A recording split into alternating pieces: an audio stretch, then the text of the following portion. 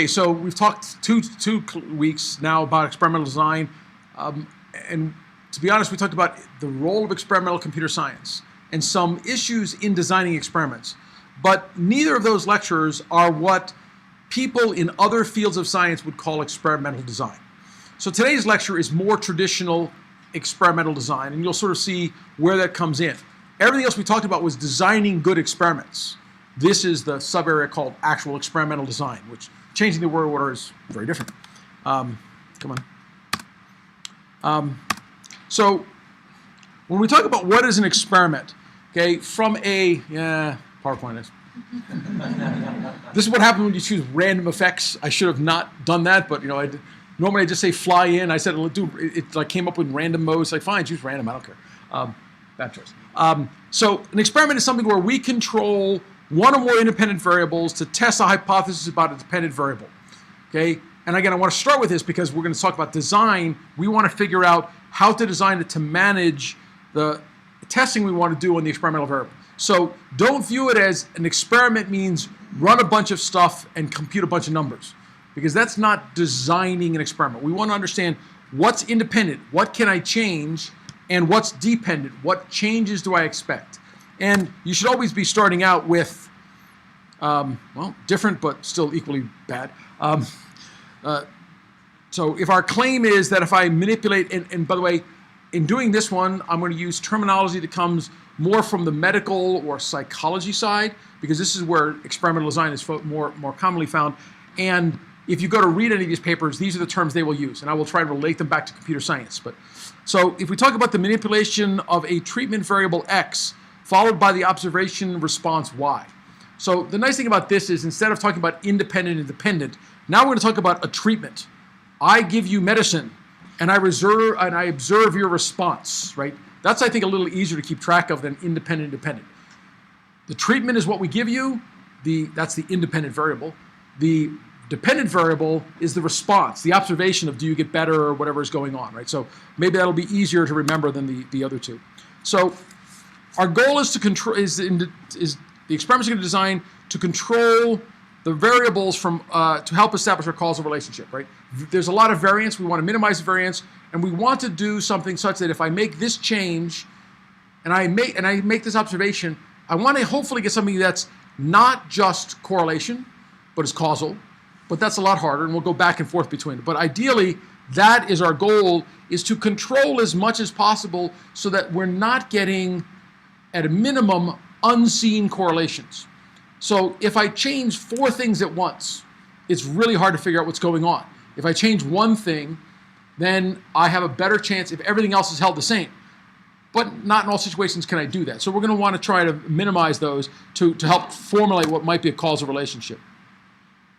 By the way, does anyone know, how could I prove it's causal and not just correlation?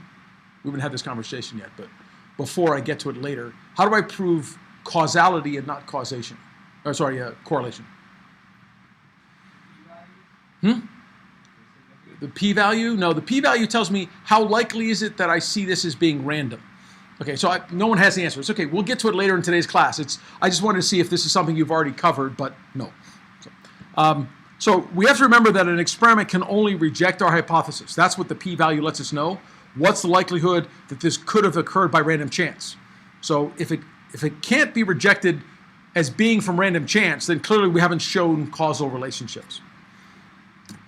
So our goal is not to do, so if I just sort of take what's called descriptive research, okay, I provide a snapshot of some aspect of the system at some point in time, okay? This might also be called benchmarking. I run my system, I measure a bunch of things about that. There's no real hypothesis there, there's no experimental design. That doesn't mean it's not useful. Okay, it can actually be very useful to benchmark the system, make some changes, and benchmark the system. But if I benchmark it, and I make 25 changes, and then I benchmark it and it's better, I really can't argue which of those 25, or which combination of those 25, caused the change.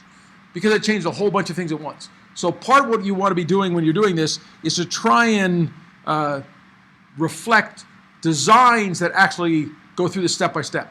Unfortunately, as we've seen already, humans tend to assume temporal relationships are associated with causality. So if I have the system benchmarked, I make some changes, and I run the system again, humans will assume that some subset or the totality of those 25 caused the change. Okay?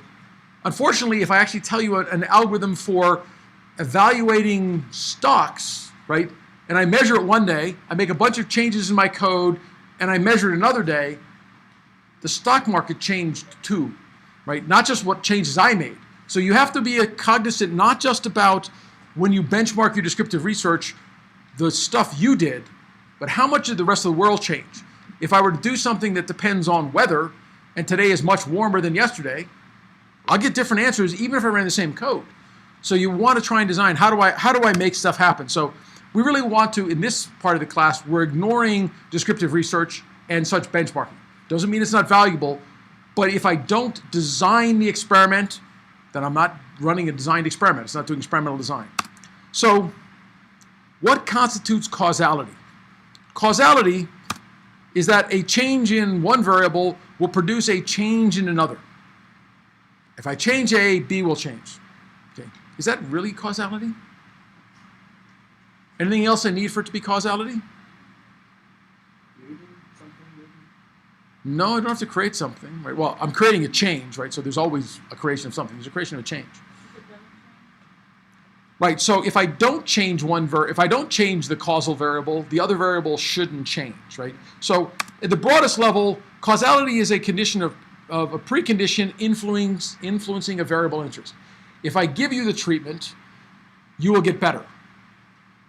But if I give you a sugar pill and you get better anyhow, right, then the treatment might not have had any difference, right? We call that the placebo effect. Turns out that, oddly enough, giving you a pill that has no effect, it's just sugar, will actually, for many things, make people get better compared to not giving them any pills. And it may or may not be as equivalent to giving them actual medicine, right? So just the fact that in time I gave you a pill and you got better doesn't mean there's a causal relationship, okay? So the sequencing in time isn't sufficient. The important part of causality is no other possible explanation, okay? There's a couple ways we can test for that. So a common one is to sort of say, okay, I'm going to make two changes in parallel to two different equivalent populations. I give one group placebos, sugar pills. I give the other group real medicine, and I see if the group with medicine actually gets better faster, for example, than the group with the placebo. Okay? And in fact, I can then often do what's called an exchange, where I take the two groups, and now I give the group that was getting a placebo the real medicine, the group that was getting medicine a placebo, and I see if the people now getting medicine get better, and the people who are now getting placebo stop getting better and maybe even get worse if I haven't cured them. Right? So there's a whole bunch of things we can do to sort of make sure there is no other possible explanation. But a sort of minimum version of that is I have to give it to some things, give the medicine to some people, and not to others. Because if I give everyone the medicine, I can't tell is it the medicine or time. Okay? I can invent something that will help you get over the common cold. And I can give it, anytime you have a cold, I will give it to you. And I can guarantee that within 10 days, if you have the common cold, it will have cured you. Of course, anything will in 10 days, because that's the 7 to 10 days is the length of the common cold. So it doesn't take any medicine. To be honest, this is where a lot of wives' tales and old wives' tales come is, right? That if you do this, right, well, by the time you've decided you have the cold, you've actually had it for 2 days, you do this, yes, you'll get it better. I can take apple cider vinegar. Whether or not it matters or not, I can pour it on my feet, it'll probably still get better, right? So you got to understand that causality means showing that there is no other possible explanation. The word no is very strong here. So if you have to make it that any other possible explanation is extremely unlikely, which we can do with statistical tests, then we start to approach what we normally get to an experiment. So the no here is statistically unlikely to occur. Okay. So if we wanted to talk about something from an HCI point of view, that attitudes will affect people's behaviors. So how many of you like Microsoft's ribbon? Microsoft Office has this new, the ribbon. I mean, most of you were probably using Office before the ribbon came out. How many? Right? How many of you liked the ribbon when it came out? Okay, none of you. So Microsoft's internal research showed that over 85% of the people significantly preferred the ribbon over the stuff they had before. Okay. So, and they believe that it was because of the ribbon. Yeah, when it came out, it's like, what? Now, it turns out that when Microsoft did their study, the ribbon ran on, because of the way they were doing their testing, the ribbon was actually running on faster machines with bigger screens and a newer version of the operating system. So people thought the ribbon was much faster because it was running on faster processors. They thought it was easier to navigate, maybe because it was much bigger, right? They were working on like, HD displays compared to 1024 by 768 or whatever. So there were a bunch of things they did in their experimentation that was really pretty lame, and then concluded that the ribbon was so much better. And they launched it with fanfare, saying this is so much more efficient, people will love this. And they had a hard time understanding why the community didn't agree with it. Okay, so, but the attitude was also, all the people Microsoft tested this on in the early days were other Microsoft employees, right, who were tired of the old style. They'd been using it forever. And to be honest, almost anything new was better, right? Because I've been doing this way for a long time. So their attitudes also affected their behavior. Because they were Microsoft employees, they actually spent time to read the manual, right? That most of us didn't, right? And I can't find anything on the menus. They keep changing. The ribbon's like, one time it's over here, and another time it's over here, because it's contextually dependent, right? And if you read all the manuals about why they do those things, so that when you're doing these kinds of functions, they'll be over here, and when you're doing these kinds of functions, they'll be over here, there's a rationale. It might make sense. But for most other people, we didn't have the attitude of, I want to learn this because this is something new for Microsoft. We just tried to use it, and we were unhappy. Right? So experiments to evaluate HCI stuff, you have to be very careful what attitude you instill in people. You're going to run them going through. So the next thing we have to worry about is the direction of causation issue. So really, if you want to talk about causality, you really should draw on a logic or some previous theory that says whether one variable is relatively fixed or unalterable. Because if I take a variable that has causality in the forward direction, chances are really good there's correlation in the reverse direction. So if I run it the reverse direction, I might still see an effect. It's just not causal. So ideally, causality comes in what's going on. So if a time lag exists between the cause and the effect, then the causal variable should have a positive association with the effect variable lagged in time. Okay, this is straight out of, and I can't remember it's actually the name of the book is Experimental Design. I want to put this one out because this is just wrong. First of all, I can have a negative association with a variable. So in lots of brain studies, right, we actually know, right, light happens, and then sometime later, parts of the neurons in your brain light up. Okay, they are causal. Neurons showing up in your brain will never make light happen in the real world, in the outside world. Right? So we know the causality path. But sometimes lights happening depress parts of your brain. Right? It's not always that they become active. Sometimes they become inactive because the activity that was going on when I make another stimulus happen, your brain shifts from one activity to another. So you have to be a little careful when they say positive association. Okay, positive is true if I don't think of it as a sign, but think of there will be an association, whether or not the sign gets bigger or negative, right? Absolute value, a whole bunch of things will go on. So you got to be a little careful how some of these people refer to it.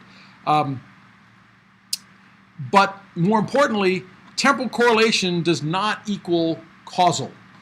Okay, if I actually have been showing you a strobing light, the neurons in your head will start firing in anticipation of the next flash of light. And if I slow down the light a little bit, right, now your brain pulses will precede the light. Okay, so in time, your brain is reacting before the light gets here, as though maybe from a causal point of view, my brain is making the light flash, right? It's not actually happening, right? But there's a lot of things where patterns and predictions start happening, and you can get things where there's a temporal correlation of A follows B, but B is not actually, so, A following B, right? So maybe B follows A is the normal way, right? But A is not causing B. A is just happening in time before B does, right? And so we have to figure out where it goes on. And so one of the classic ways of first drawing these, right, is what we call a causal diagram. and it is a causal diagram. We actually, and we'll go through a bunch of formal rules, but in this diagram, we have variables, A, B, C, D, E, and arrows. And we draw an arrow when A causes C, A causes B. And notice in this diagram, there's no arrow between B and C. Variables don't have to be connected. In fact, if A causes both B and C, what do you think will happen between B and C?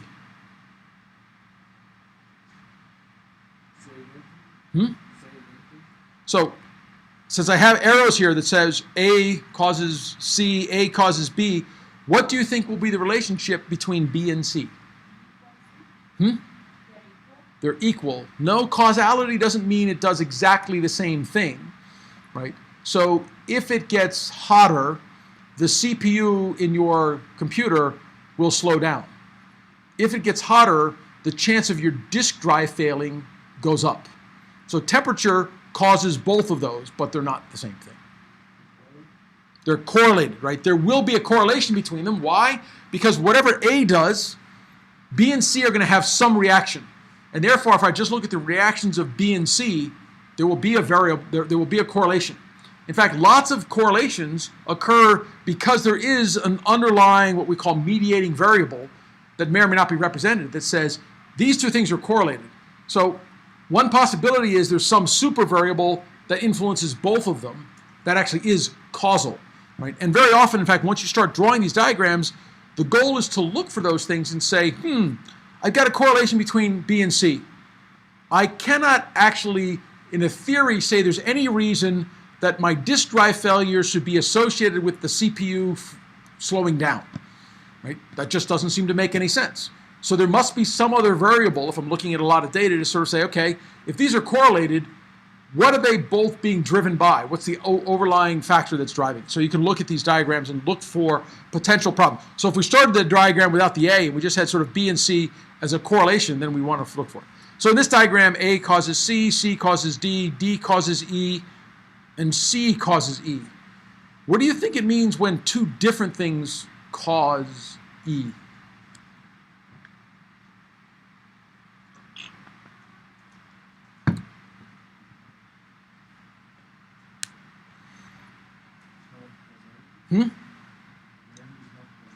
It's not causality. Well, in some sense, it is causality. So I'll go back to medicine again, right? So if I were to give you two different things, right, either of which by themselves will not make you better, but the combination makes you better, then the combination causes you to get better. And there's a number of cases where that kind of stuff shows up, where I need two different drug interactions to make something happen. So you can have causality that requires both of them to happen. Okay? You can even have causality in a broader sense. For a particular situation, D might cause it to happen, or C, right? So what we can't tell from this kind of diagram is causality D and C, or D or C, right? For a single instance, it might be sufficient for either D or C, and in many instances, sometimes it's D and sometimes it's C and sometimes it's both. So causality diagrams aren't quite enough to say it's the only way. Now notice that is actually not quite consistent with our definition of no other possible explanation. So we weaken that a little bit. When there are two possible explanations that we cannot separate, we'll still say it's causal. And normally what we say is it's causal on C and D. You can actually run an experiment to find out if it's just C or D by giving them just C's or giving them just D's and sort of seeing does that make things better. You have to be a little tricky. There's lots of things in the world of medicine and some things in the world of computer science where populations differ. So if, for example, you have a particular disease, then this medicine might not work for you and work for a bunch of other people, but a different medicine might work for you and not work for other people because of your genetic variations. We're not all the same. Well, not all software is the same, so some of the same kinds of things happen. You can get causality. For example, a virus that will cause an infection in Windows may or may not do so in Mac, and vice versa. Right? On the other hand, a virus that affects a website running on a PowerPC and a website that's running on an Intel processor might still exist because it's not attacking the processor level, it's attacking, say, the PHP level. So you can change levels and get all kinds of answers to what causality means in these. So when we talk about causality diagrams, as I said, we talk about nodes and vertices. It's important when you're drawing these that they really should be clearly understood by others. The goal of these diagrams is not to make some fancy-looking diagram that no one can understand. The goal of the diagram is to make it clear for somebody that everybody can understand what's going on. Generally, the conventions are time goes from left to right and top to bottom in some sort of flowing. So it's not clear in this diagram if C precedes E before or after D, right? Because C is before D, E is after both of them. So that's where you get a little bit of it's after both, as opposed to if they were vertically aligned, you might be implying it could be others. So if I had C going to D and E and C and D were lined up. So you might have something like that, but my view is don't be overly pedantic about it. It's really just trying to show stuff together. It's important when we draw these that we're talking about variables, not values of variables, right? So I can talk about complexity or parallelism. I can talk about processors, okay, but not particular values. So I wouldn't say something like O of n or 128 nodes, right? Or an Intel XXX whatever processor, right? That's not a value. Causality is about a broad class of variables impacting variables, not the value. Because in fact, for some things, when I change the value, the causality stops to happen, then the causality isn't about the variables. It's something about that specific value of the variable, which is a different category. So in which case we wouldn't use these kinds of drawings. So a couple other things about drawing it. In drawing this, we never have bidirectional arrows. I've seen this in a few theses. It makes no sense at all to have a causality diagram. I have seen people draw them slightly confusing, but it's possible to have this, AD, BA, as long as on this arc we have something like odd, even, right, where the variables here partition the space so that I can't go both ways at the same time. If I'm here, I can go this way when it's odd. If I'm here, I can go this way when it's even, right? Then that's a perfectly good cycle of causality. When, for example, if the state of the variable is, if the process is adding one and I'm here, and I add one, I move here. And I add one, I move here, right? So if A and B were states of the state of being an odd number, the state of being an even number, right? Then there's a causal if my process is increments, right? So there's a place you can have this. But you never have a single error going back and forth. That just confuses people because there has to be some limit. When we have a diagram, you'll see some of them, you'll see them with labeled arcs. I don't actually have it in this drawing, but labeled arcs mean this is defining the condition in which this arc is true. Another variation is when there's an arrow with a question mark. The arrow with a question mark means this is part of our hypothesis. We're not sure. We want to test whether or not there's causality there. And an arrow that doesn't have this comes from your underlying theory, right? And your experiment then is really trying to deal with the question marks, not the rest of them. Okay? If I have this, I can extend this to say, well, maybe it's even, and that's what I'm testing. So I can put a question mark and a label to put the two together. Okay. So these kind of diagrams are found a lot in causal inference papers, in AI. They're found in various sort of process diagrams for computational X, biology, whatever, where we're often the theories from a computational point of view are driven by the underlying field. Right? So I have causal relationships. So in computer vision, right, we have a whole bunch of photogrammetry stuff that would say if this is true, this must be true. Now notice it doesn't actually say that in this diagram, I'm not saying A is true. I'm sort of saying if C happens, then A will happen. Whether or not C happens is a different question. So the theory is connecting them only when this is true. And that's true of all causal diagrams and all inference variables, and it causes lots of students difficulty when they're trying to understand computer science. If I have the statement, if A, then B, that is a statement of causality. If A is true, then B is true. So what do I know if B is true?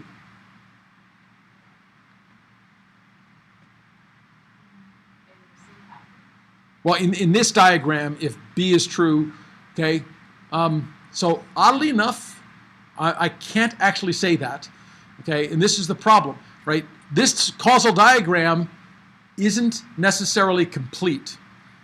It describes what we know about the world. It doesn't say there's no other way for B to be true. It just says if these things are true, B is true, right?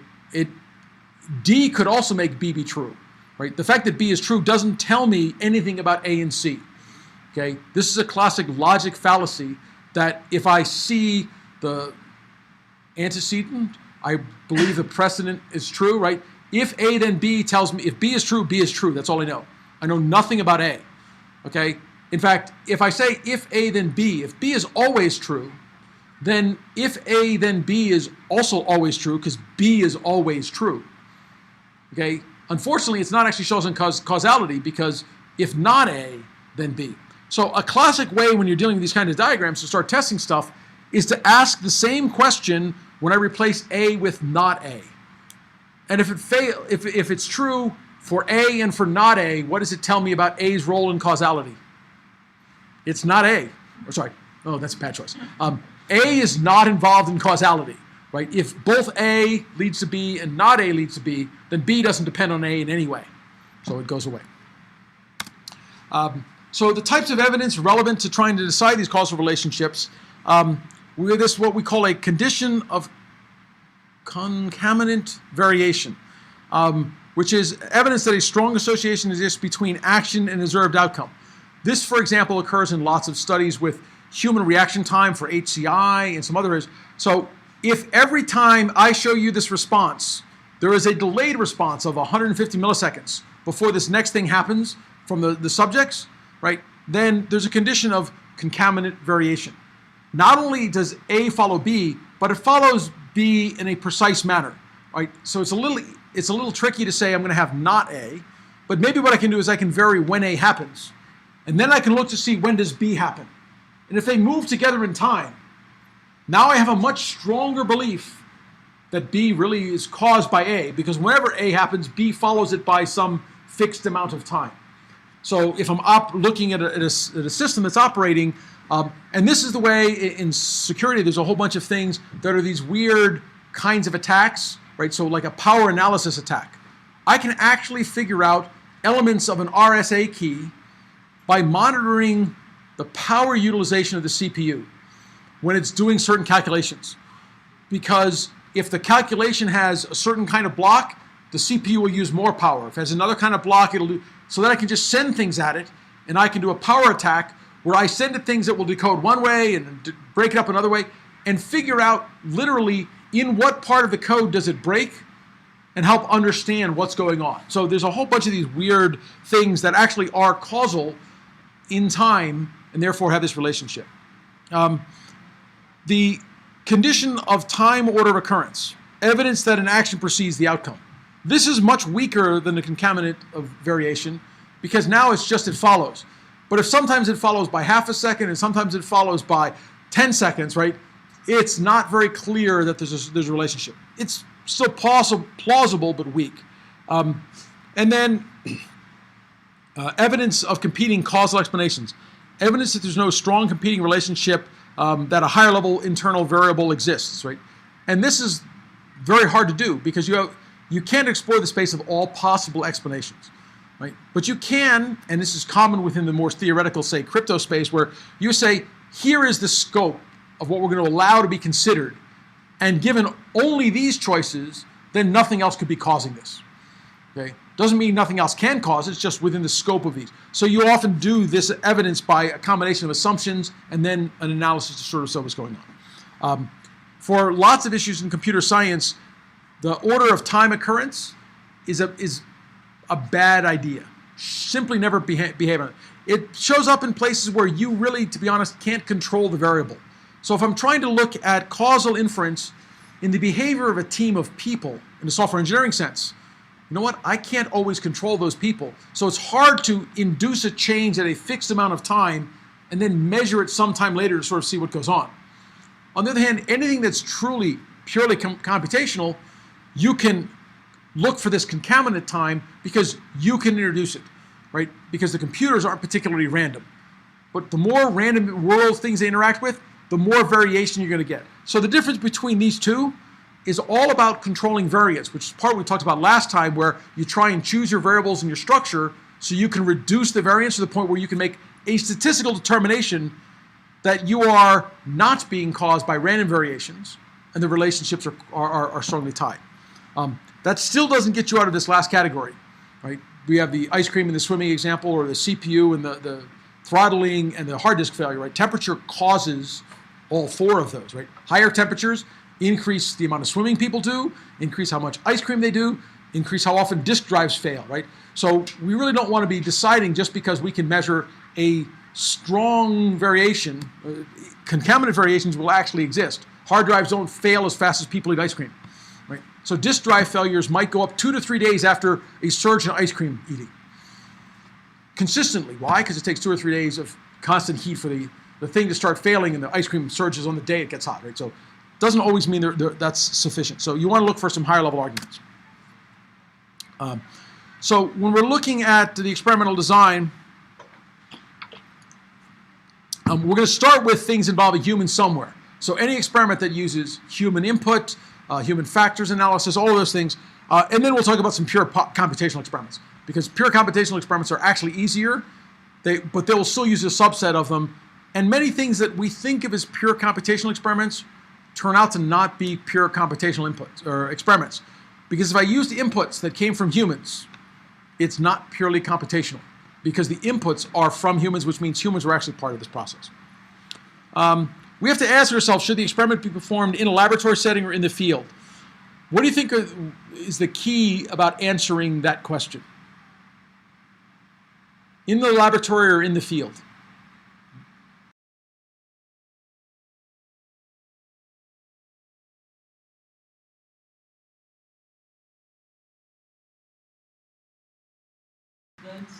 Yeah, so in the real world, it's really hard to control everything. So that's a huge difference. Anything else? Yeah.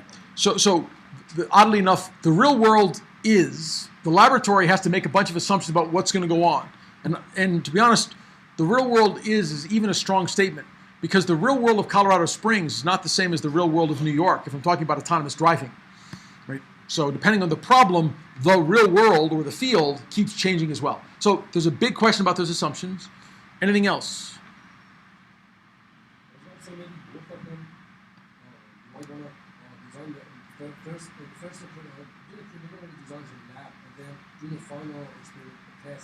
So, in fact, so related to that is, so we actually talked last week about one of the first things you want to do before you do any good experiment is do a pilot study.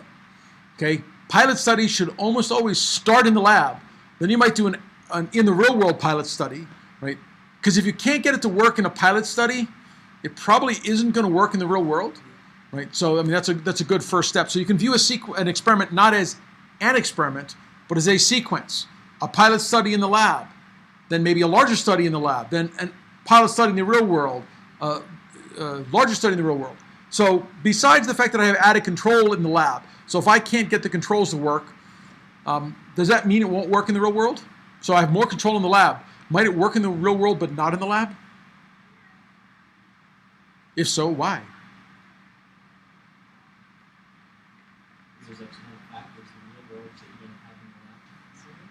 Right, so there's lots of experiments that actually, when you say in the lab, you have to be very careful. So if I wanted to do high-speed photography in this room, do you think it would work very well? If I do an experiment that's going to use very high shutter speeds and look at this world, does anyone know what these lights do? Right? These are fluorescent lights. 60 times a second, this light is turning off. We don't see it. But if I run with a fast enough shutter, there will be times when this room looks really dark, and then in the next frame, it'll look really bright. You can get all kinds of bizarre behavior in your laboratory that you would never get outside, where the sun is an absolutely continuous light source. Right? So the answer to is the lab better or worse than the field? It depends on the assumptions and how well those are mirroring what's really going on in the real world. So just because it fails in the lab doesn't mean you should say it'll fail in the real world. You need to be understanding from a causal point of view what's causing my failures, what's going on, and how can we deal with that. But there's one other big difference between the laboratory and the field or the real world that no one's talked about. It's not absolutely inherent, but in general, it's almost always a big deciding factor. Cost, right? To run an experiment in the lab is normally much easier for me to control everything, which makes it easier for me to control the cost, right? If I go out into the real world, it's generally a much more expensive experiment, which is another reason to do that pilot experiment in the lab, check things out before I go and try and deal with the real world and all of its complexities. Okay, so that's an important thing. Especially before you go out into the real world, but even before you do the lab, you want to talk about the internal and the external threats to the validity of the experiment and how we can control for those threats to make sure our experiment is valid. Okay, we talked a little bit about these validity stuff 2 sections ago. Does anyone remember what does it mean for something to be an internal or an external threat to the validity? We didn't actually define it then. We just briefly mentioned the word. So can you think of any examples of something that's either an internal or external threat to the validity?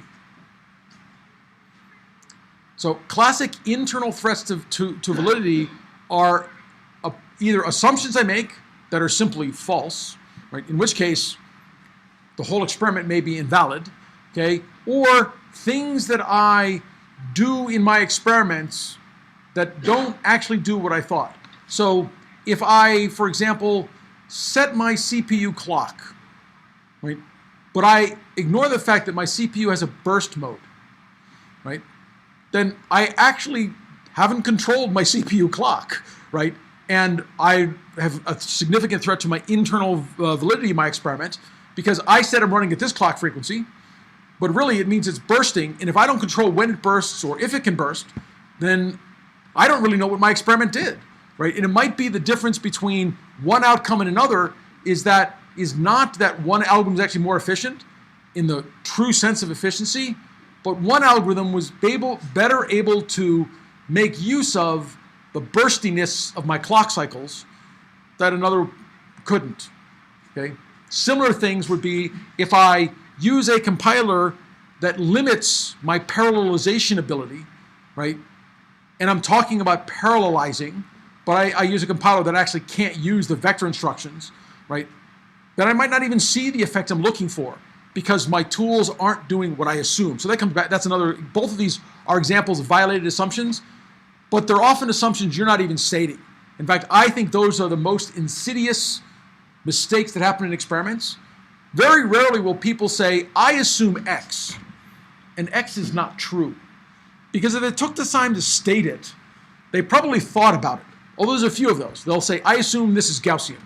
That one shows up a lot and is not true all the time. But most other things, if they say, I assume this number is positive, this number is probably positive. If I say, I assume I control the clock, they probably did, but maybe not. So these unstated assumptions, if you remember back to when you were reading, I said that's the biggest risk for most papers, is not that the math from this line to this line is wrong. It's that the math from this line to this line assumes something which actually isn't true. Right? That's where you run into the problem. The unstated assumptions are the most difficult part for your internal variability. So what do you think might be an external threat? Anyone think of one? So obviously that means they're outside of your experiment. Right? So it's not something you design, something that happens, but if your experiment, for example, is again playing with CPU frequencies and you don't know it, but someone's changing the thermostats, so the jobs during the day have a higher temperature than the jobs at night, you again will see effects that are no longer valid, even though you absolutely did control the clock frequency in what you said. You set the clock will always run at this. Well, it turns out that thermal throttling happens and you change the temperatures, then it may go faster or slower. And again, you see these artifacts. Lots of other external threats are things that have to do with you assume the data came this way and the data doesn't come that way. Right? So you assume, for example, about GPS coordinates, right? But GPS coordinates actually depend on weather, right? The amount of error you get in GPS is a function of the satellite's communications coming down. So when the air is moister, the satellite going through the moisture air goes slightly slower than the one going through clearer air, and you think you're shifted a little bit in space. There's a whole bunch of things that can affect external variability that you hadn't really thought about. So you want to think about all those when you're designing your experiments. The more you can think about, this could cause a problem and here's how I solve it, the better off you will be. For lots of other computer things, some other external threats are external traffic, right? You might actually be thinking everything is going fine and you're measuring something in your network, but if there's a lot of other traffic on the network, it might affect you in ways you're not even thinking of, like literally the firewall is taking longer to respond, or DNS takes longer to respond, not because of what you're doing, but because somebody else is hammering DNS, right? So those are, again, are external threats. You have no control of them. You might even have visibility to them. So you want to design your experiments and think, gee, if that happens, I want to handle it. So now as we go through these experimental designs, we're going to have a couple of shorthand things to try and keep it so we can describe each of these experimental designs on a page or two. So the first is O, which stands for observation, right? O for observation is measurement. X stands for exposures of the testing units in the study to some experimental manipulation, right? So we're going to cause X and look for O's. Right? X happens, we look for what we can observe. Now we're going to break the things, or the people, the subjects, the computers into groups. So we're going to have what we call an experimental group. This is the group we actually provide treatment to. So these are the people we give medicine. These are the computers that I manipulate their software. We have the control group. This is a group of people that are taking part in the experiment but aren't doing anything. So in a standard medical thing, this would be the people in the placebo group. Oddly enough, if I want to measure placebo effects, then I have to have an experimental group, a placebo group, and a control group. With the control group, I do absolutely nothing to. Or I can treat the placebo as my control group. You can do one of either. R denotes a random assignment of test units and treatments to groups. This increases reliability. I want to be very careful if I have a treatment group and an experimental group, how I decide who goes in each one. I can't take the first 20 people to show up today and put them in the experimental group and take the last 20 people and put them in the control group. Why not? So, well, but they're both 20 people from the population.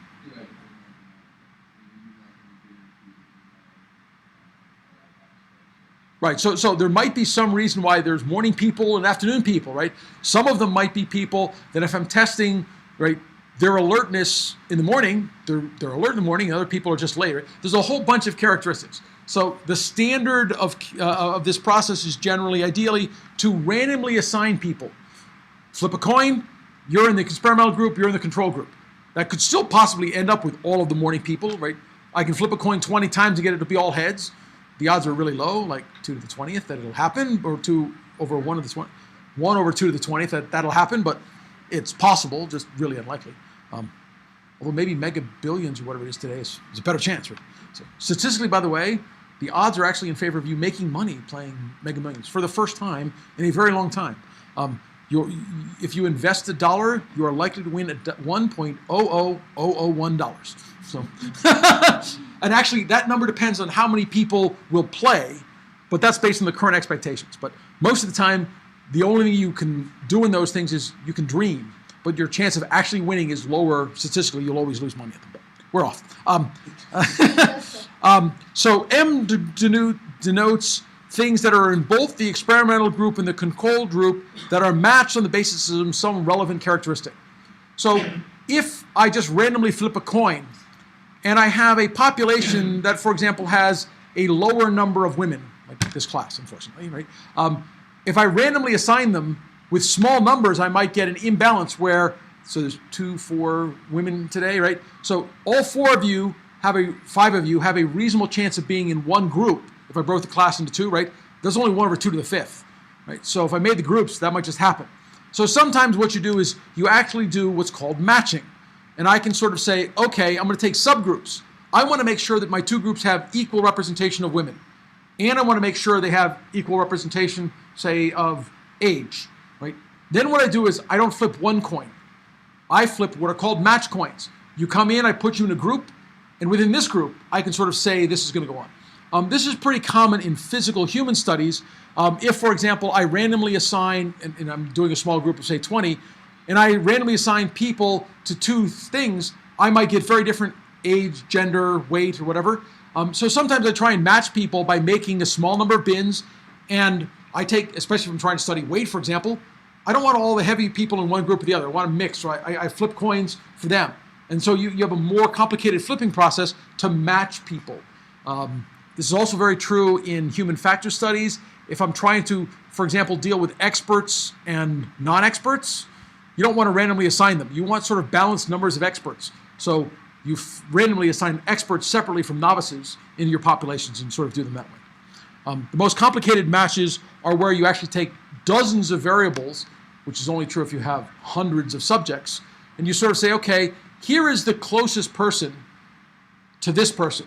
Put one in this group, one in this group. Here's the closest person to this person. So you randomly choose a person, and then of all the people who have not been assigned, you find the closest matching person. For example, in age, socioeconomic status, GPA, lots of education studies do this, where you find the perfectly matched or closest matched person, and you put them together. So it's not even like random sample. It's randomly choose one person, find their match. Randomly choose a person, find their match, which is why it's called matched characteristics. Okay, so now we're finally getting on to the types of experimental designs. So the first we're going to start with, these are what are called classic experimental designs. They really only consider treatment level at one variable at a time. So I'm allowed to change one independent variable, one treatment. That's it. Okay, they're classical. They've been used for literally hundreds of years, thousands of years probably. So more than 1,000, but maybe not thousands, but I guess they've been around a long time. This is the oldest form of stuff. So it goes back, so the Greeks actually used this concept in there. So I guess that's thousands, right? In sort of their designs. The next group, way more recent, are what are called statistical. They allow for examining the impact of different variables, an independent variable on two or more an independent variable on two or more dependent variable. Okay. Impact of different treatment levels of an independent variable and the impact of two or more. So we can do statistics with one variable and various levels of impact, or we can do multiple variables at the same time. And we'll look through some of those. So we're going to go through a whole bunch of these. I'm actually only going to talk about the ones in blue. I'm just going to put some of these others up and mention they're out here. So there are some things in the classical design group that are called pre-experimental design. And I do want to mention these, but we're not going to spend a lot of time on them because they're not really good designs. So I don't want to talk about them too much, but I want you to know about them. So if you see these words, you don't say, oh, that's one I haven't heard of. That must be really good. These are ones you haven't heard of because they're really bad. So one group only after design. So what this means is I have one group. I don't have an experimental group and a control group. I just have an experimental group, and I measure things after the experiment's done. Okay? This is probably the single most common bad design, right? Which is I didn't actually measure anything, right? I said, here's my group of people. I showed them my software, and they liked it. Okay? There's nothing experimental about that, right? That's not a proper experiment. Now, if I actually had a bunch of people, some of whom were sick, and I gave them medicine, and after the medicine, right, they were all better, that's good. So the only way this experimental design makes some sense is if I know that there's a good chance, if I sample 100 people, one of them has some illness, and then I treat them all, and none of them have the illness, right? I've increased the chance that this treatment actually does work. So it gets used a few times in ways that make sense, but most of the time it's just a bad idea. Even stupider is the one group the non-matched control group, the next one, the last one on this loop, right? Where now I say, I'm going to have a control group, right? But I'm not going to match them. So I'm going to take all of the healthy people, and I'm going to give them medicine. And I'm going to take all of the sick people, and I'm not going to give them medicine. Okay? And I'm going to call them the control group. Guess what? The medicine really works. Right? And if you think this is not something people would do, there have been dozens of studies which implicitly, not explicitly, ended up doing this. By having incentives, for example, for doctors, by grading doctors on how many of their patients survive, you induce this kind of design because they measure, well, this doctor has a 95% survival rate. Well, this doctor has a 50% survival rate, right? And it sounds like, okay, you're measuring survival after they're done. The problem is the process actually, if the process involves the doctors getting to choose who to treat, then the doctors who say, I'm not going to take on any sick patients, will have a really high survival rate. And the doctors who take on the sickest patients might have the worst survival rate. But this isn't measuring it that way, right? It's measuring their survival rates, right? So the doctor who helped people, if he hadn't helped them, like 5% of them might have survived, but with his help, 50% survived. With the doctor who has a 95% survival rate, maybe if he hadn't helped them, maybe 100% would have survived, right? And he actually got a couple of them sick. We don't know, right? So this idea of not having a matched control group, you can draw any conclusion you want by intentionally mischoosing the control group. And if you don't know what you're doing when you're matching them, you can unintentionally do them. I don't know any studies that are considered valid that have ever done the intentionally. But in the world of marketing where companies pay to get stuff done, I'll bet there have been some where there's some manipulation of who goes in what group just to have them happen. Another pre-experimental design, which actually isn't so bad, is one group in what we call a before and after design. It's actually used in places where it is considered unethical to deny people treatment, or it's used in situations where, for other statutory reasons, we can't. So, for example, a number of education processes say schools have to treat students approximately equivalent. So I can't say, I'm going to take a bunch of you and say, we're going to run an experiment. Some of you get this class in, say, linear algebra, and some of you don't.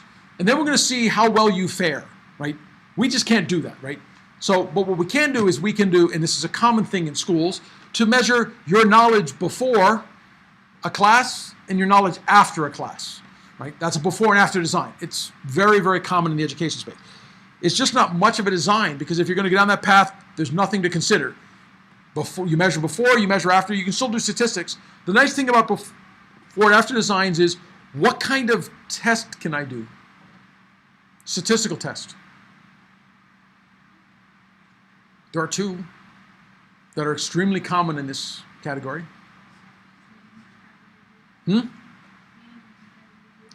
Well, I can always measure mean and standard deviation. Those are not statistical tests. Those are quantitative variables I've measured for my data. What test might I do? Okay, what kind of t-test? Paired t-test. Okay, so when you see these before and after designs, you'll almost always see people using the paired t-test or the non-parametric Walshall-Kershaw version of this test, right? Which is the non-parametric version. But that's the nice thing about at least doing a before-after design. To be honest, in lots of computer science, you can do paired t-tests without doing a one group. You can do a control group and a non-control group. But if you're doing things where it's actually very expensive to measure or nearly impossible, so in lots of software engineering experiments, this is really your only choice. Again, you can't go to a company and say, we're going to run this same project twice.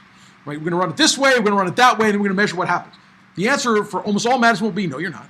Right? But what you can do is you can measure sort of the state of things before the project and the state of things after the project and sort of see how they transition. So you can do some of that.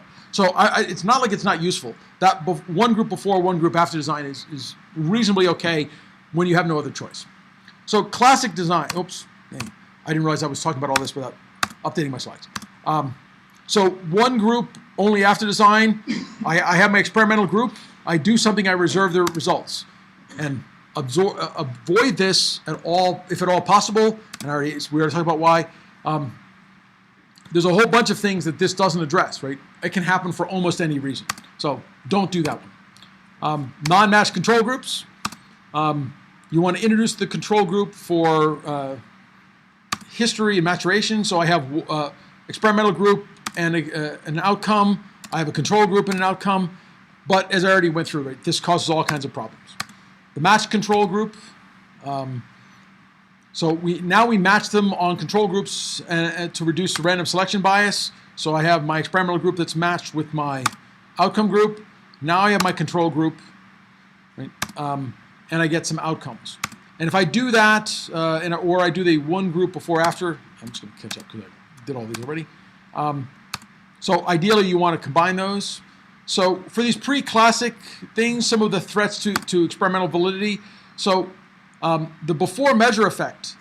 Anything I do may change the response because the respondents know that they're being studied. This is a particularly annoying thing in various human factor studies. The people testing the ribbon knew they were selected to test the new ribbon for Microsoft. Okay, maybe that influenced their behavior and their attitudes about whether or not this was a good change. So people will often go through things and they will choose the result that they consider to be the more socially desirable behavior. Because especially if they can be observed by others, all of a sudden you don't want to be honest. You don't want to say what you really think because you're worried what other people will do this. In studying the outcomes of juries, so if I have a bunch of jurors, these are college students and almost all psych experiments, that are from the same school, and I give them the same set of facts as certain cases, right? They are more likely to reach an incorrect decision as if I added even one student from a different school.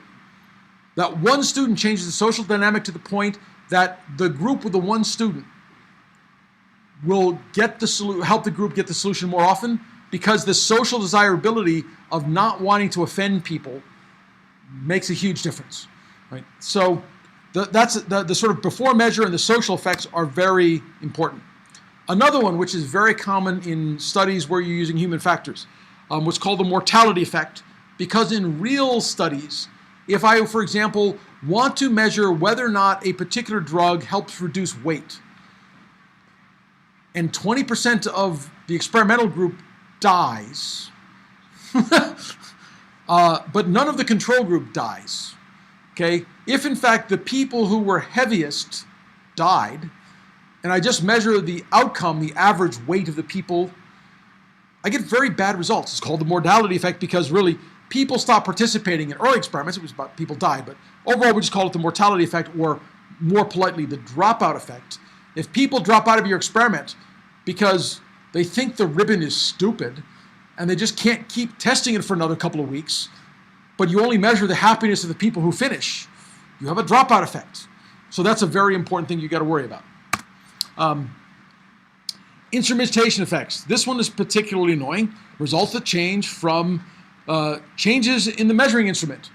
If those running the ribbon are running on bigger, faster computers than those not running the ribbon, obviously you have a very biased effect.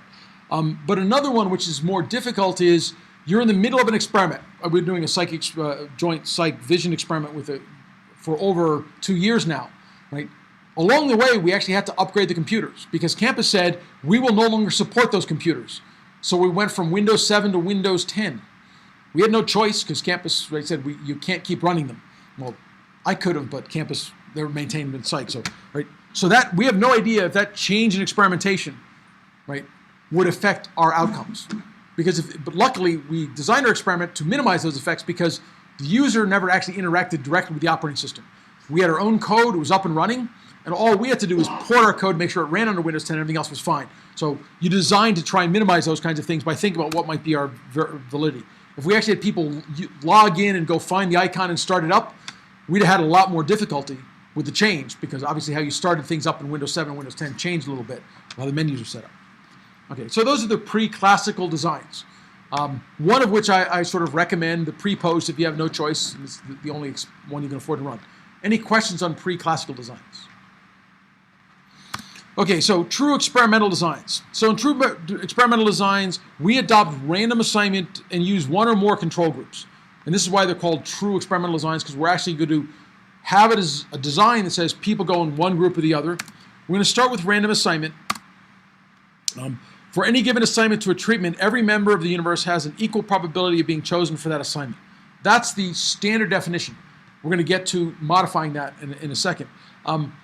So you can modify it under certain subcategories, which I briefly talked about.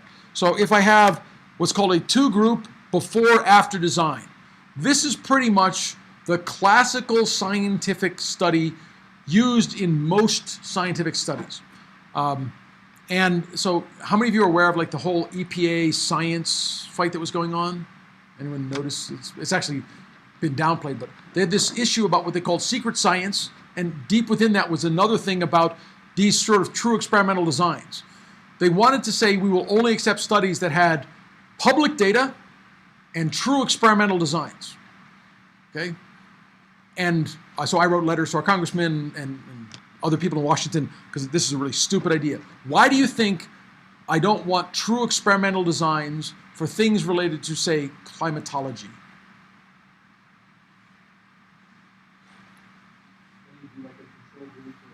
Yeah, well, what's the control planet, right?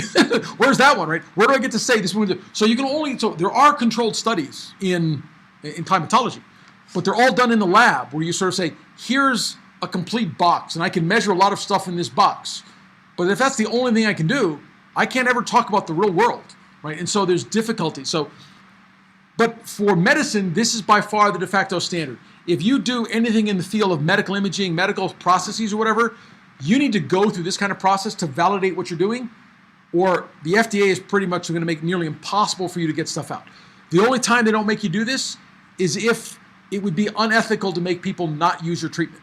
And this is actually, I think the only time that will happen is if the FDA has prior data that sort of says, okay, we're going to skip this design because the early experiment.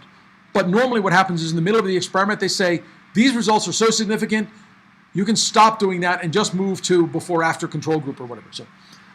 So because we have a control group and we do things before and after, we are now really measuring things where it's the same person before and the same person after. So all the personal effects that might be affected by my age, my weight, everything else, as a person are controlled by the before and after. And if there are other variables I don't know about, and that's the important thing, they're controlled for by the random assignment, right? So if the fact I'm a morning person actually is important, it's randomly, they're going to be split between the two groups. So we won't be seeing that effect as opposed to any other kind of thing. If they're geographic, right, I won't be seeing a northern versus southern effect, right? So very often when you run these designs, you run them in multiple locations. Otherwise, they have some problems. So this sort of, finally, another random one that was bad. Two group after only design. In this case, and this is common in some medical studies, where I, for example, want to look at the relationship between, for medical studies, like pollution and cancer, right? Again, I'm not going to go out and I'm not going to induce cancer-causing agents into these people, right? But what I can do is I can really sort of do what we call a randomization can match the test and control groups on all dimensions simultaneously except for one. So I can match them on populations and say, these are the people that were close to the nuclear power plant, these are the people that were not close to it, and then I choose people that match on every other variable. How much money they have, you know, how much they work, you match them on a whole bunch of variables, then you can start to draw interesting conclusions. Two group after only designs are actually also common in human factor studies and computer science, and especially in software engineering, because again, I can't go make controls, but I can take two projects that are similar from a company and I can study them, putting one in this group, one in that group. In a cybersecurity point of view, I don't want to say, okay, we're gonna, you're gonna be an organization that doesn't get security, you get one. We can't design them and do before and after, and very often it's hard to do the before for the same group. But what we can do is we can sort of match them. These are the groups that had none. These are the groups that had security. We can measure their effects between them. Right? So there's lots of places where these can come in. So this is pretty useful in computer science experiments as well. So we're going to have our experimental group, and we're going to randomly assign people who are matched, right? So we're not assigning them by what they do. Now, what's the problem with this? So why is this not a good idea? Or what is the threat to validity for this?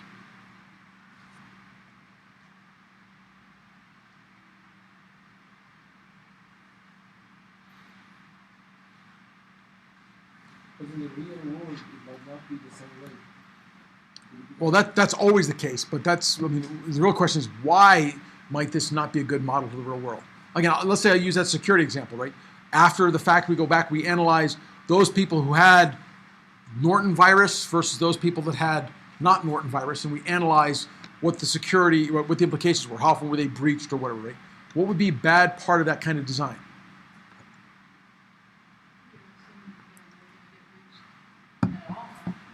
So one thing is, so from an external validity point of view, you assume they were both equally likely targets. right? But maybe they're not. Maybe the people that were more likely targets decided we're more likely targets, we need more protection, right?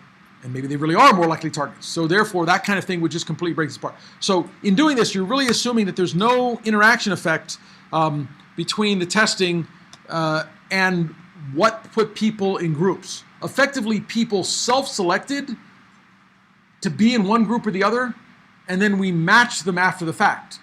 But that matching may not actually effectively capture why they chose to be in one group and another, right? So I can match companies on dollars, number of employees, number of locations, but that doesn't necessarily match them on the security risk. And if that's what mattered in that experiment, then I can get some very bad results. So if you're going to do two-group after-only design, what do you think is the most important thing to make sure this experiment is valid?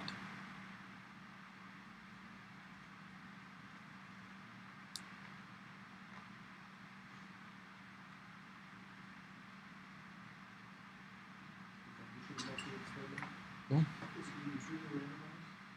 no, it's not that I truly randomize.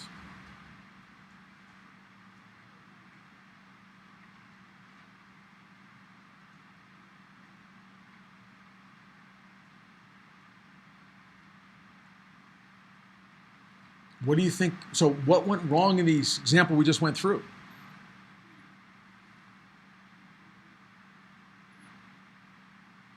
The groups weren't balanced because they self-selected to be in some category or another, right? So how would I change that?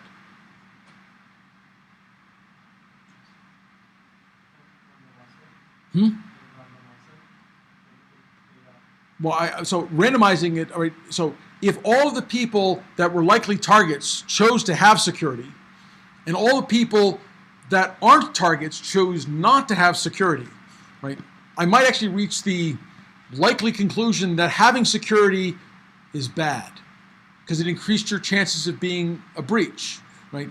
So how might I actually try and solve that? It's not a question of randomization.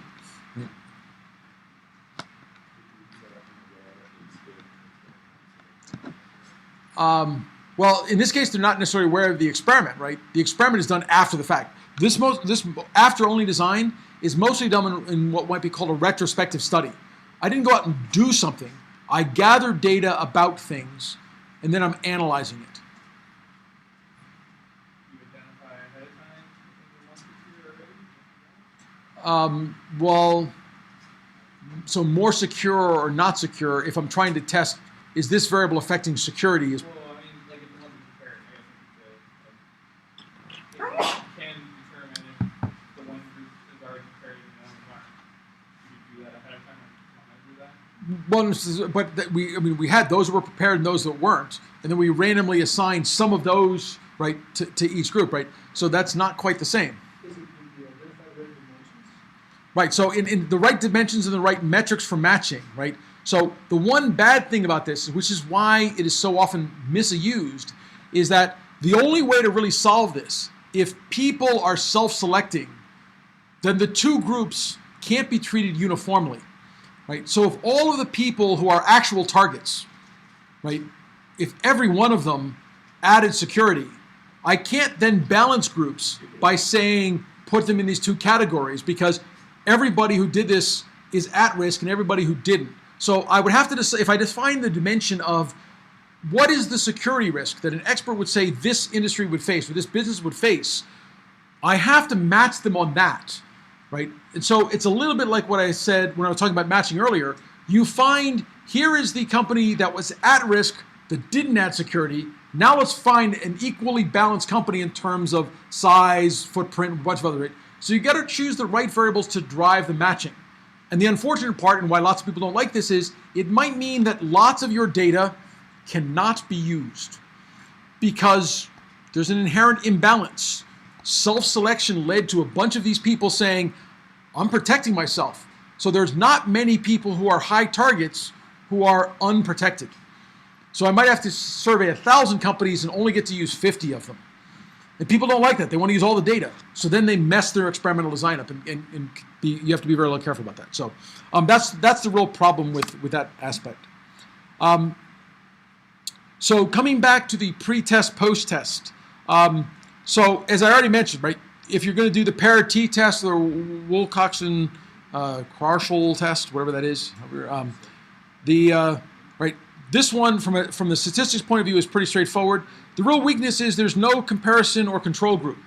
But this might be the kind of thing where if I were to look at a security point of view, I could say, here's how many companies had this before they installed the security process. Here was their breaches.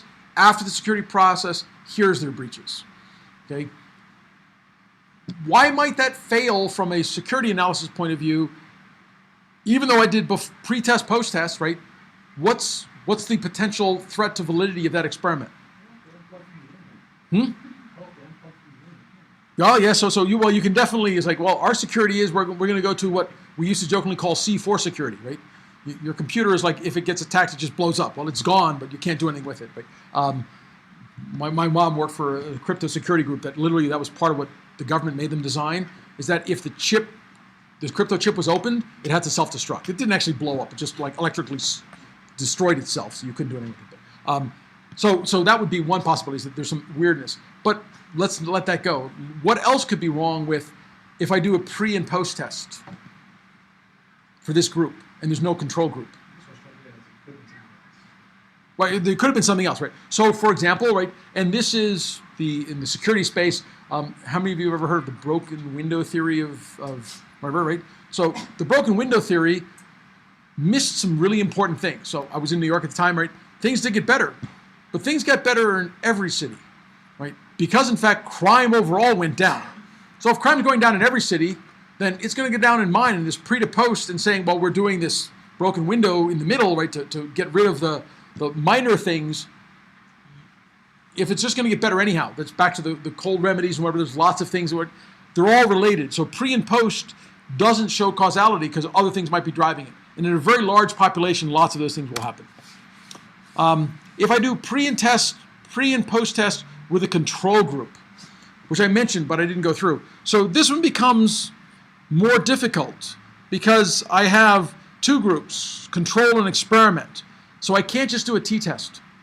Right? Now I actually do have something that's called ACNOVA. I can do multiple t-tests, but what goes wrong if I do multiple t-tests? And what do I have to do to fix it?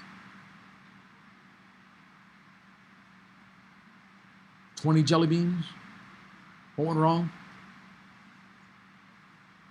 Green jelly beans, right? So they cause acne or whatever it was, right? With a statistical test, you're looking at the probability that test can go wrong. If I run lots of them, right, I can change the interpretation of that. So we have this thing called the Bonferré correction to adjust for that, and you can adjust for it. ACNOVA is actually an even better test, and CANOVA, whatever, right? It's like ANOVA, but it's going to use data from the pre-test and the post-test to help decorrelate the reactions of variables. I'm not going to go into detail of that, but if you ever get into something where you have a lot of variation, so your two groups are controlled, but if those groups themselves have lots of variance, it is sometimes very difficult to reach a conclusion because the two groups are varying, right? So we already talked about this for the t-test, right? If I have two performance curves, right, and I match them up this way, right, I can get that this group is better than that group, okay? But if instead of something like this, I actually have sort of a band where these people behave like this and these people behave like that, it becomes impossible to do it with just the t-test because every sample now itself has a variance.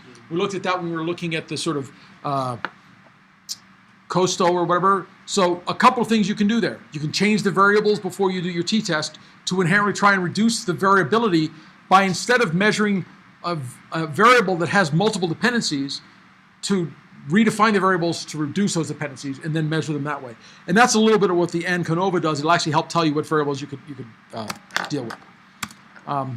So things get more, classical designs become much more complicated, and I have no idea why this slide's going upside down, but okay.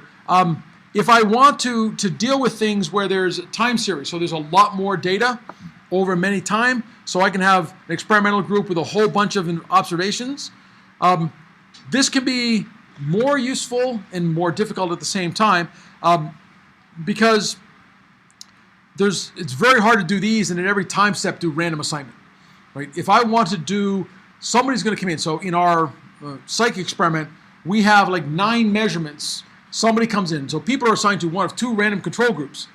But then we get video measurements continuously over a period, right? There's no way for me to say, okay, after 2 seconds, we're going to switch who's in each control group and keep switching back any sort of time series, right? Time series have to be measured over a period of time. So you're going to get a whole bunch of things. But the nice thing is, if you have a time series, there's a whole lot more measurements and sort of this sort of idea of pre and post. You can't just do t-tests. I can't take each of these and treat it as pre and post, pre-post, whatever, without the right corrections, because I get all kinds of errors out of that. But, there's another thing called trend studies, which is related, which is really measurements over time from a succession, but now of sort of random samples. So if I actually look at things like the number of processes running on my computer, right, and what process is using CPU time or memory, right, that's a kind of trend study. Over time, it's changing, and I'm sampling, right, because when I stop the CPU clock and I look at what processors are where, that's a random sample in time. It's not completely decorrelated, but it's a random sample from the population. There's some other things that are called continuous panel studies, where I collect a series of measurements over the same period of time, and I test them over a period of time. Again, this is common if I'm doing human factors. In fact, the ribbon people trying to measure what's called the learning effect, which is a common thing to do in certain kinds of CS experiments. I want to see how quickly people learn my user interface, right? Which part of what they said the ribbon was easier to learn, which of course you have to take people who don't know how to use it, and then you got to show them it, and then you're going to measure their effectiveness, and you do it again over time, and then you do it again. So again, it's a time series, but now it's groups of people put together in funny ways. So we're not going to go into those, but I just want to mention these are all things that are out there. If you ever need to do a study, part of it is go look for some of these. You can go back to these notes and find out what kinds of things are going on.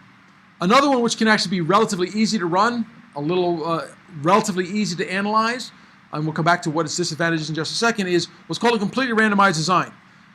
Within a completely randomized design, this is statistical, I basically take any treatment assigned to a test unit on a random basis, and right, I just keep doing that. I keep assigning experimental groups to various categories. Whoops. So when I do this, there is no control group because I'm not designing it to do a control. But what can I do from a statistical point of view with these outcomes?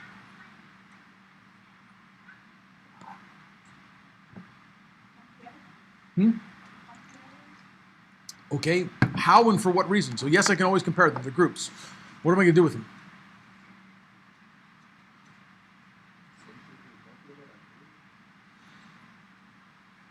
So one is, so if these experimental groups are all in the same experiment, then variations across this tell me something about how effective is the statistics, right? Because we talked about doing cross-validation, right? This is like cross-validation. I have a bunch of groups I can do something. But actually, that's the problem with this. With no control group, we're back to I've got one experiment, and it's really hard to tell what's going on, especially if I'm taking any number of treatments. So think of this as I tried algorithm 1, algorithm 2, algorithm 3. Okay. Now, what's interesting in computer science is, as opposed to medical science, where this is pretty much frowned upon, in computer science, this can actually be meaningful if what I want to conclude is that experimental group 3 is better than experimental group 2, right? I can now do pairwise comparisons across these groups if I keep everything matched. So this will show up, okay? But importantly, I didn't choose which data items, right, go to which group. So if I do purely matched, it actually isn't what's called a completely randomized design, right? But if I have something that I can only process once, so I'm doing a human factor study, and I'm trying to decide which of these 3 user interfaces is more efficient. There actually isn't an interesting question of what's the control group, right? I have 3 designs. Management has already decided we're going to move forward. Which of these 3 are we going to use is the question, right? Then I can run this design, and I take people and I randomly assign them to one group or another. The simplest form of this is what we call A/B testing. People heard of A/B testing before, right? It's extremely common. So common that if you use Google for advertising, it's a built-in function now. You tell Google, go run an A/B test for me, and they will run it for you. They will say, here's one ad, here's another. We will figure out which of these ads is more effective by randomly assigning people to one group or the other. And then eventually they'll decide, we've run enough experiment to know that that ad B is better. We stop showing A. We just switch over for you automatically. You don't even have to worry about it. You set up the experiment, they'll run it, they'll decide the statistics, and then switch on. You can actually do that with Google with up to 5 different ads, which is much more in this category. And then what they're really doing is they're randomly assigning people, seeing what happens and seeing the outcomes. So this is pretty commonly used as a completely randomized design among basically a forced choice of here's n things, which one is better. Okay? But for things where we wanted to have a control, how would I modify this to have the control of the status quo? How would I use this where I want to actually have a control group of what we currently do? This is actually a very easy question. Maybe it's too tricky because it's too easy. No, X is the treatment, right? So if I just make X the current status quo, right? If X1 is what we do now, then this doesn't change anything, right? So then you have a control group. So in fact, the difference between a control group and an experimental group is how you label them, right? If this is no change, then that's a control group. If it's a change, so if X is a treatment that's no different from what we do now, it would be the same. Okay. So the problem with randomized designs is actually it takes a lot of data if I do completely randomized designs, especially if I wanted to change multiple variables at the same time. So if I want to, for example, change font size and color, right? I have 2 dimensions now. If I want 3 font sizes and 3 colors, how many randomized experiment treatment methods do I have? Well, 3 times 3 is 9. That's a lot more things to run. So the idea of what's called randomized block designs really is designed to try and match variables up so that I can do things more efficiently. So I'm going to have a randomized group and a control group, and then in another block, a randomized group and a control group. And if I do this right, I can actually ask questions about which of these made more of a difference. So I can ask by starting off, which makes more difference, font or color? Once I decide that, I can run another set of experiments within whichever was the most important group, and then say, okay, given I've chosen this font, what's the right color? Now, it's possible there's a lot more interaction effects, but very often that doesn't happen. When there's a lot of interactions, we sometimes do what's called a Latin square design. We reduce the number of groups involved when interactions between the control treatment levels and the control groups are unimportant. And this is really where I was heading with this sort of font and color. We take the same number of rows and columns as the number of treatment levels, okay, but it can't determine whether or not color and font changing simultaneously matter. Maybe small red fonts are okay, but real big red fonts are really bad. Small blue fonts are terrible, but big blue fonts are okay, right? If those 2 things are coupled, it doesn't work. But the basic idea is to sort of minimize the effects. So if I have things that go farther, and it is true for lots of computer science things and lots of education things, order matters. Once I've shown you something, I can't unshow it to you. So if you've seen it, you're affected by it. So I can't have you do the same experiment. So if I want to change fonts and colors, I can't give the same person, here's this one with a font, here's the same thing with a bigger font. Why? Because they already know the answer from the first one. Right? It's changed their effect. So whenever we want to have these kinds of effects, we have test sessions. Let's say I had 3 choices. I'd have test sessions 1, 2, and 3 with maybe 3 different questions to play. And then the subjects would go through them in one order. Subject 1 doing A, B, C. Subject 2 doing C, B, A, and or whatever they say on the screen. Right? You go through them in different orders. And from that, with a little bit of factor analysis, you can figure out what was actually driving what. So the order of variables often matters in human factors-related experiments, and it matters in some programming effects. What's an example from a programming point of view where order matters?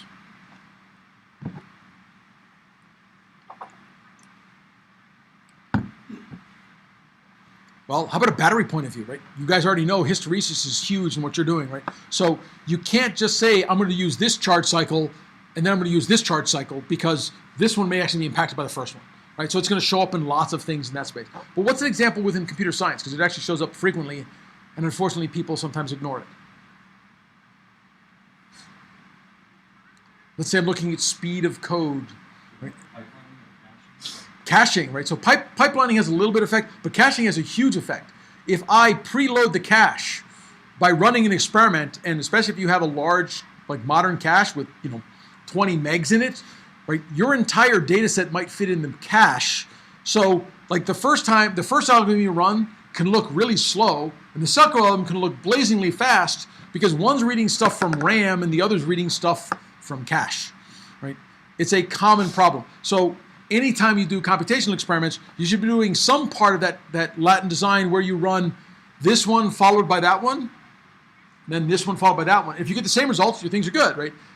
It's not hard to also wipe the cache in between. That will reduce the impact to sort of say, okay, I'm going to run this, then I'm going to run this program that's going to effectively purge the cache, then I'll run it again. But that comes up to you remembering that caching effects can be important. So you want to include that in your design issues.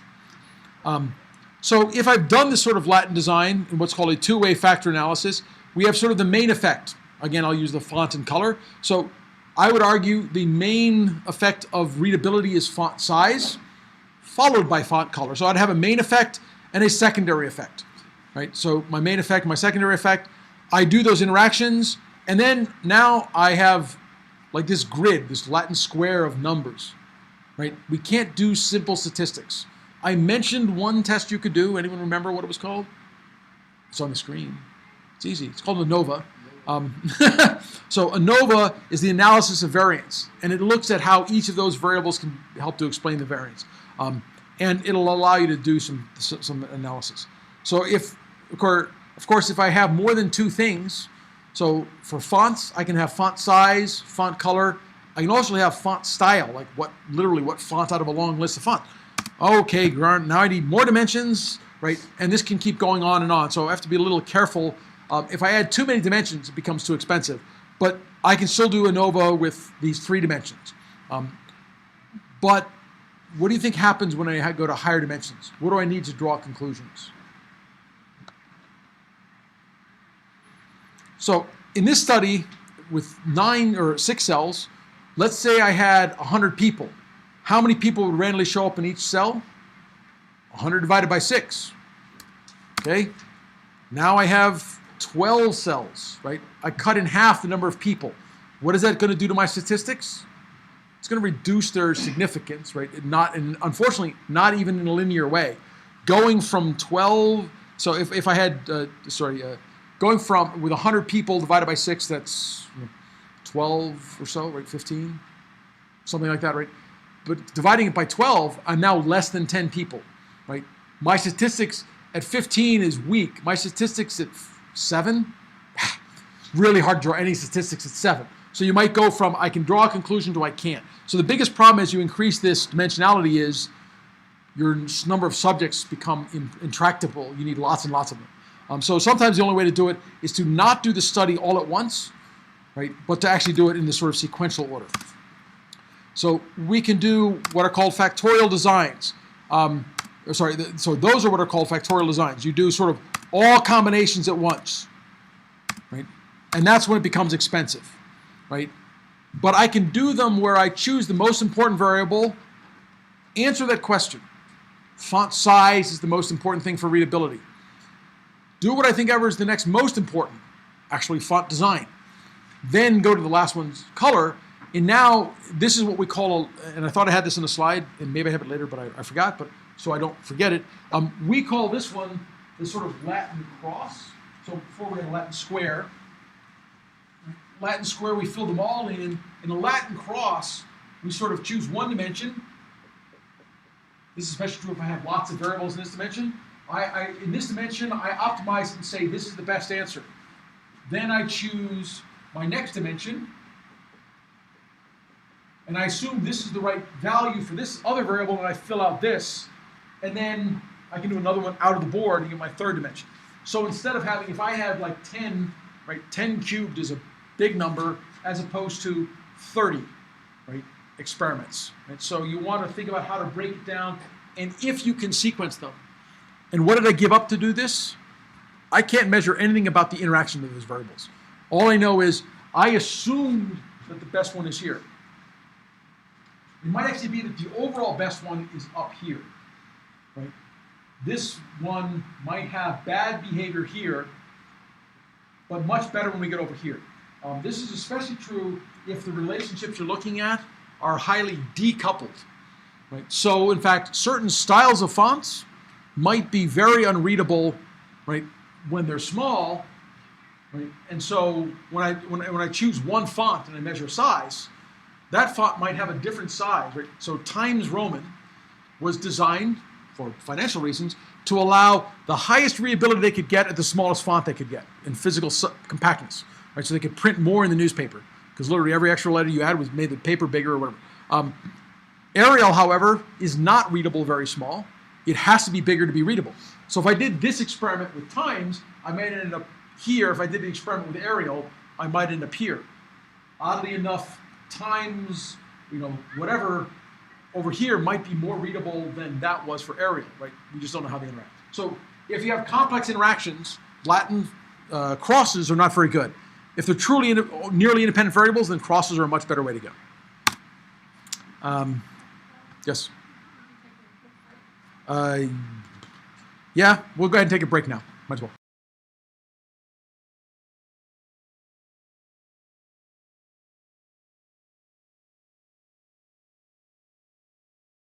If one can run algorithms on static data, which pretty much is lots of computer science, but not all, without any human interaction, then we can do these perfectly matched pairs. But that often makes it hard to do anything causal in such testing, right? So if we want to do causality testing or dynamic data, we really have to use a fully factorial or maybe a cross type design. So why doesn't running it on matched pairs on static data tell me anything about causality?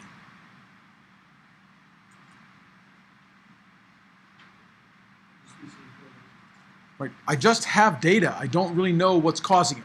Now, I can actually change that a little bit by saying, I'm going to intentionally design my data to have this characteristic. So here's a set of data where everything is of length 10. Here's a set of data where everything is of length 14. So if I vary something about how I made my static data, I can start to get towards causality. But that means I'm actually moving towards the design. As I change font size, as I change font choice or color, right? I'm intentionally varying something about my data.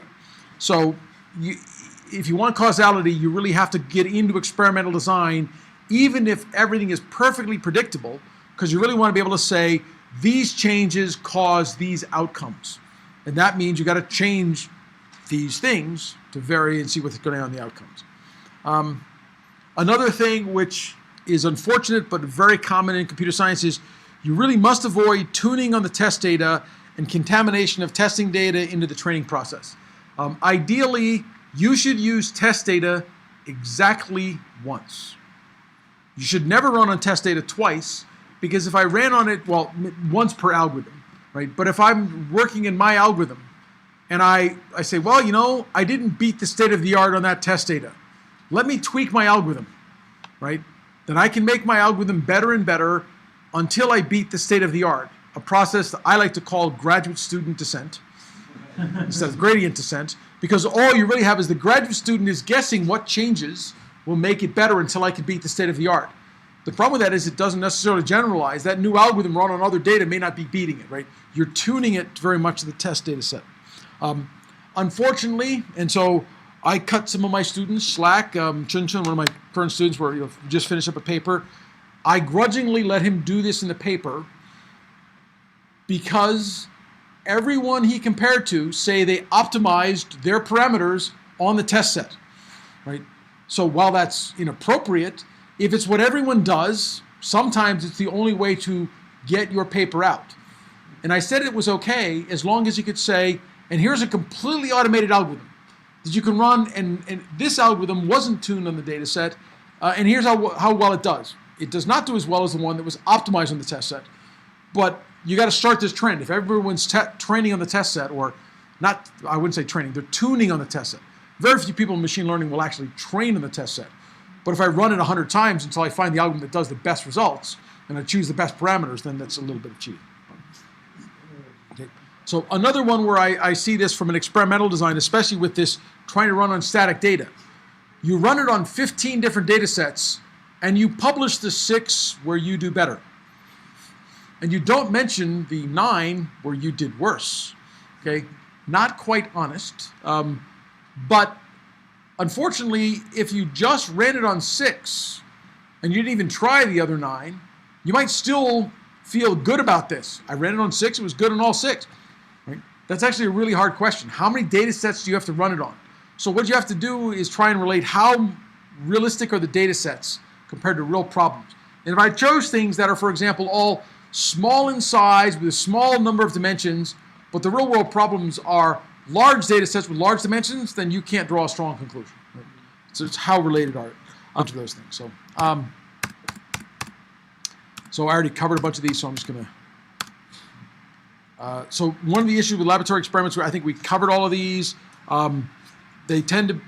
Laboratory experiments with people tend to be extremely artificial, right? If I'm trying to say, if I ask people, how would you respond? The answer to that question is almost never how people would respond, because they're actually making a cognitive discussion of, you're asking me a question, you want to know the answer to this question. Much better is to see how people respond, even in a laboratory, rather than saying, which of these 2 would you choose, right? Put them in a room where no one's watching, they think there's no cameras, and watch which one they choose, right? Because there's a social implication of choosing in front of you. That changes all kinds of stuff. These are the sort of testing effects that become affected by what's going on. The good thing is it's really cheap, and it allows you the greatest control. And because of that, so field experiments, you're really sort of running things, but there's a whole bunch of things in the natural setting that can be introduced, which is both good and bad. You're testing in whatever those are, but you have to be careful. The responses will tend to be much more natural. They tend to have much greater what we call external validity, because all of the external world is better modeled. Whatever it is, you don't know what it is, but it's better modeled than in the lab. But it's also much more difficult to control. Very often there can be very different competing explanations for the results. You have to be careful about those. And I just want to put it here at the end. I'm summarizing stuff, more so that if you want to go back and review this stuff, like all of these things that can show up at the end.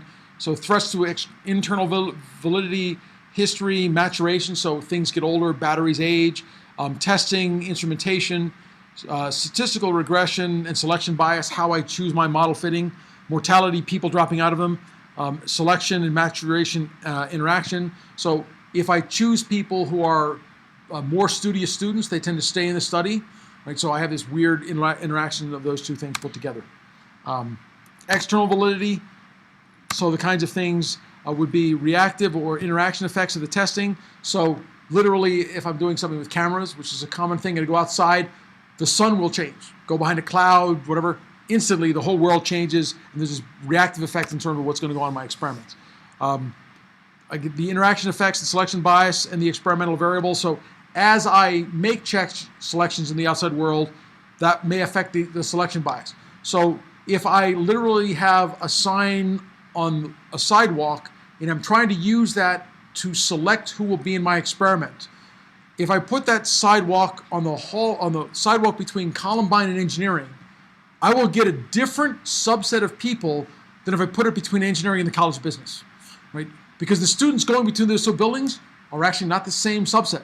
So weird things happen when I try and work in the real world and make selections.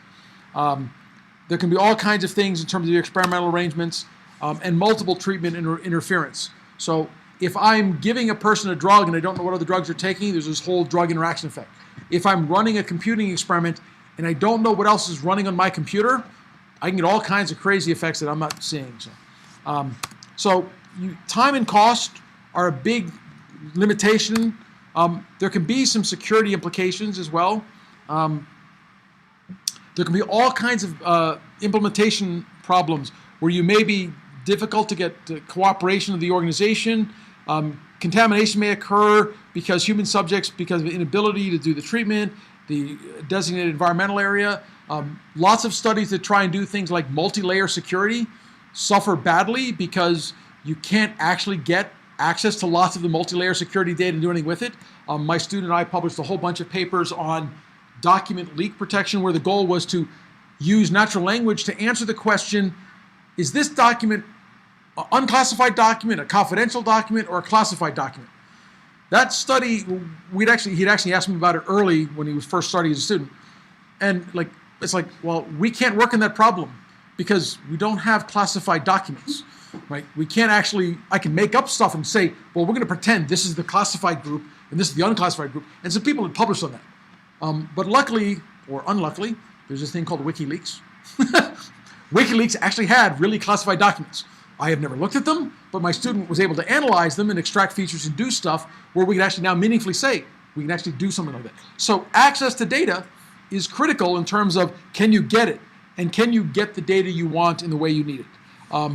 Variability in behavior across test units can be so large that it's extremely difficult to detect the experimental effect. This is true anytime you make a radically different change in a user interface.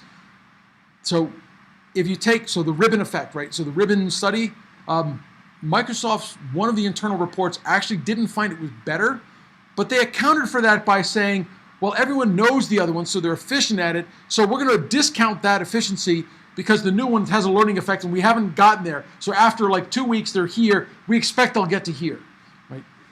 So you can make games to try and account for it, but large variations cause you all kinds of things. So since CS is a fundamental underpinning of the information age, we have to be very careful because our studies are really looking at our synthetic products of what humans do. We can design our studies in all kinds of ways, but we really want to be trying to model the real world.